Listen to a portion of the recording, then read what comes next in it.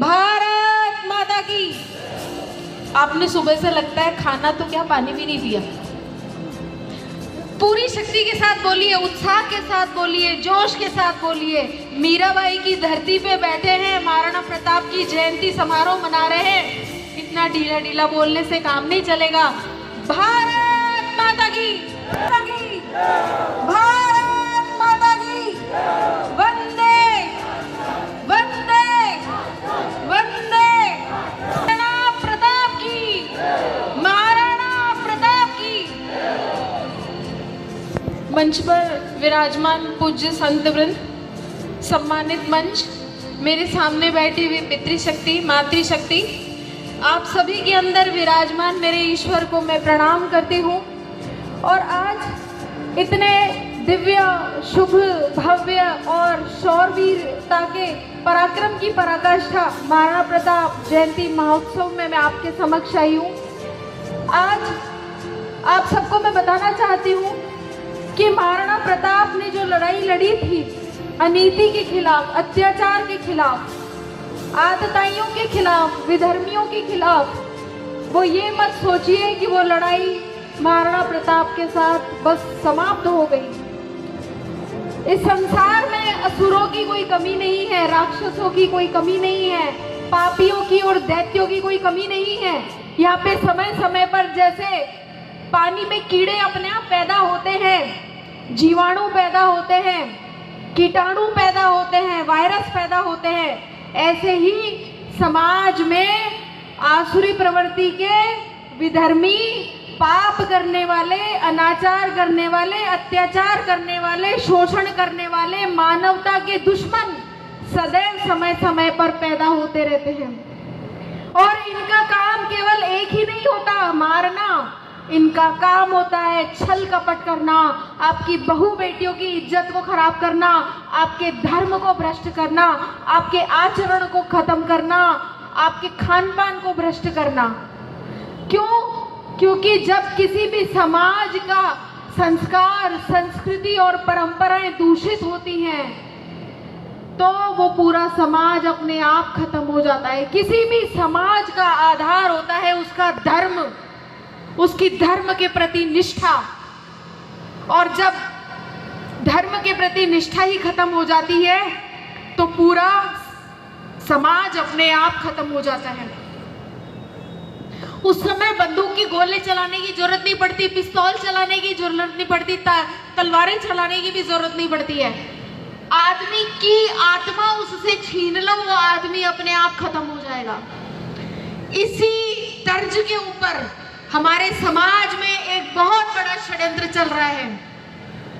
आपने जो लोग अजमेर में रहते हैं, अजमेर के आसपास के हैं, राजस्थान के हैं, मैं तो कहती हूँ पूरे भारत में ये बात उस समय सब जानते होंगे। 1992 में अजमेर में पहली बार उजागर हुआ, यहाँ ब्लैकमेल कांड हुआ। अब सब लोगों को हैरानी हुई, ब्लैकमेल कांड क्या हुआ। हम देखते थे उस समय हवाओं में एक अजीब फुसफुसाहट होती थी, एक सुगबुगाहट होती थी, कानाफूसी होती रहती थी पूरे समाज में, अंदर ही अंदर ऐसी हलचल होती थी जैसे समुद्र में चारों तरफ शांति हो और अंदर सुनामी की तैयारी चल रही हो। अचानक पता चलता है कि अजमेर में हिंदू बेटियों के साथ ब्लैकमेल कांड हो गया। अब ये ब्लैकमेल कांड तो नाम ही पहली बार सुना। क्या हुआ भाई, क्या चीज है ये ब्लैकमेल कांड? कहते हैं कि यहाँ टारगेट करके हिंदू लड़कियों को शिकार बनाया गया, खाने में कुछ मिला के, कुछ मीठी मीठी बातें करके, कुछ बहला फुसला के, कुछ ड्रग्स नशा आदि दे दे के उनके धर्म को भ्रष्ट किया गया, उनके शरीर को अपवित्र किया गया और उनकी फोटोएं निकाल ली गई और उसका शारीरिक शोषण हो रहा है। और फोटोएं दिखा दिखा के उनका शारीरिक शोषण 1, 2, 3 कई सौ लड़कियों के, सैकड़ों लड़कियों के होते चले गए। एक लड़की को बोलते उसका शारीरिक शोषण करके कि तेरी सहेली को लेके आ, अगर तेरी सहेली को नहीं लेके आएगी तो तेरी ये फोटो अखबारों में छपा देंगे। एक उसका शोषण चल रहा है, अब मजबूरी में उसे अपनी सहेली को लाना पड़ रहा है। ये बात 92 की थी, पर आपको जानकर आश्चर्य होगा, आपके होश फाख्ता हो जाएंगे, ये कांड आज भी चल रहे हैं। और बहुत ज्यादा दूर मत जाइए, आपके विजयनगर में भी अभी बहुत सारी बच्चियों को धर्म का टारगेट बनाया गया, उनका शारीरिक शोषण किया गया, उनसे पैसे वसूले जा रहे हैं। देखिए, एक बात आपको मैं अच्छे से समझाती हूँ, ये बात सोच के फ्री मत हो जाना कि अरे वो तो पड़ोस में चल रहा था, अरे वो तो दूसरे शहर में था, अरे वो तो बगल वाले में था, अरे हमारे घर में थोड़ी ना होने वाला है ऐसा। ये सोच के शांति से मत बैठ जाना। यहाँ पर आजकल नए नए षड्यंत्रों की खोज, पूरी रिसर्च चल रही है, पूरा एक अनुसंधान काम चल रहा है। आजकल लोग हिंदू लड़के बन के भी आपकी लड़कियों की इज्जत को खराब कर रहे हैं। मेरा मुद्दा केवल महाराणा प्रताप जयंती महोत्सव में बताने का एक ये है कि एक वो माँ थी जिसने महाराणा प्रताप को जना था। आप कोई रानी लक्ष्मीबाई और महाराणा प्रताप क्यों नहीं पैदा कर सकते? मैं नहीं मानती कि भारत माता की कोख इतनी बंजर हो गई है, जहां संस्कार, संस्कृति और परंपराओं की दरिद्रता आ गई है, गरीबी आ गई है, अकाल पड़ गया है। ऐसा संभव नहीं है। मैं भी एक माँ की बेटी हूँ, मैं भी एक पिता की बेटी हूँ। मैंने धर्म का मार्ग चुना, मैंने लोगों को प्रेरणा देने का कार्य शुरू किया, भगवान के मार्ग पे बढ़ी। मैं जब छोटी थी तो लोग कहते थे मुझे मीराबाई आ गई, मीराबाई आ गई। मीरा इतनी भक्ति की पराकाष्ठा है। लोग जो भी भक्ति मार्ग पे चले उसको कहते हैं अरे मीराबाई आ गई, मीराबाई आ गई। तो जिस धरती पर हमारे जैसे लोग, आपके जैसे लोग बैठे हैं, वहाँ पर कभी भी संस्कार, संस्कृति और परंपराओं का अकाल नहीं पड़ सकता। और आज मैं स्पेशली खास करके मातृशक्ति को भी बताना चाहती हूँ और मेरे जो पितृशक्ति है उसको भी बताना चाहती हूँ।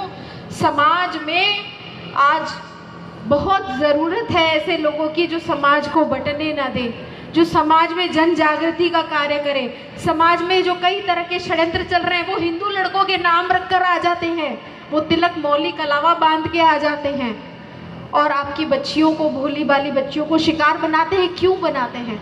क्यों हमारे बच्चे शिकार हो रहे हैं? और आज भी भोपाल में हो गया, विजयनगर में हो गया, और आप दूर मत जाइए, ब्यावर में हो गया। कई तरह के ट्रेनिंग सेंटर चला के हमारी बच्चियां छोटे छोटे कपड़े पहन के वहाँ एक्सरसाइज करती हैं, वहाँ जिम में जाती हैं, और पता चलता है कि वो किसी विधर्मी का शिकार हो गई, उसके चंगुल में फंस गई, उसकी बातों में आ गई, कई तरह के स्कैम्स में फंस गई, और फिर उन्हें ब्लैकमेल करके कैसे कैसे उनकी सहेलियों को बुलाया जाता है, उनका भी शोषण किया जाता है, पैसे भी वसूले जाते हैं, हिजाब भी पहनाया जाता है, धर्मांतरण भी कराया जाता है, और ये भी बोला जाता है कि अगर कुछ बोला बाहर तो तुम्हारी फोटोएं और वीडियो बना के बाहर भेज देंगे। कभी इस गलतफहमी में मत रहना कि ये बातें दूर की हैं, ये आग चारों तरफ फैल रखी है और घर तक पहुंचने में देर नहीं लगेगी। इसलिए आज ही समय है, महाराणा प्रताप की सौगंध खा के कहो, धर्म की रक्षा करूंगा, अपने परिवार की रक्षा करूंगा, रानी लक्ष्मीबाई बनाऊंगा अपनी बेटी को। तो आज ये षड्यंत्र जो पाश्चात्य संस्कृति के माध्यम से और कई तरह के षड्यंत्रों के माध्यम से, मेरा एक ही उद्देश्य है, आपको जागृत करना, आपको बताना, मेरी बहनों को बताना, सावचेत करना कि समाज में जगह जगह इस तरह की बीमारियां पल रही हैं, जिससे बचाने की ज़रूरत पूरे परिवार को है। अगर आप अपने परिवार में बच्चों को संस्कार, संस्कृति और परंपराएं नहीं देंगे तो कोई उन्हें अपने संस्कार और संस्कृति परंपराएं दे देंगे। अगर आप नहीं संभालोगे ना तो कोई और उन्हें संभालने के लिए आ जाएगा, और फिर जीवन भर का एक नासूर आपके ऊपर रहेगा, आपकी आत्मा को कचोटता रहेगा। अभी इतने षड्यंत्रों के चलते आप ही सुनते होंगे कि सूटकेसों में काट के पैक कर दिया।